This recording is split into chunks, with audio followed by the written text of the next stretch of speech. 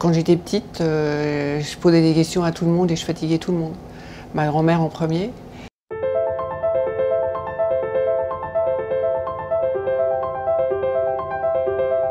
Je m'appelle Claire Poyard, je suis médecin, je suis également universitaire et chercheuse. Parce que je suis curieuse.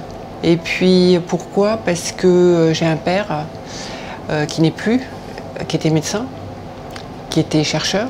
J'ai toujours entendu parler à la maison des recherches qu'il faisait.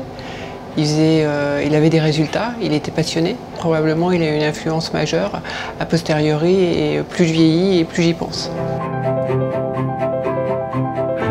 Pour être chercheuse, il faut beaucoup d'abnégation. C'est-à-dire qu'il y a, je pense, plus de 50% du temps où ça ne marche pas. Et donc il faut persévérer. Et à l'hôpital Necker, qui est un hôpital pédiatrique, j'étais en charge de la microbiologie des infections néonatales et j'ai vu des bébés mourir d'infections néonatales alors qu'ils allaient très bien. Et c'est comme ça que j'ai commencé à travailler sur la bactérie qui est mon principal sujet de recherche, à savoir le streptocoque. Du côté de la bactérie, on a quand même beaucoup avancé. On a déterminé le génome, on a mis en évidence ce qu'on appelle des protéines à la surface de cette bactérie qui expliquaient pourquoi eh bien, elle allait donner la méningite. Par contre, ce qu'on n'a pas encore, c'est pourquoi certains bébés vont être malades.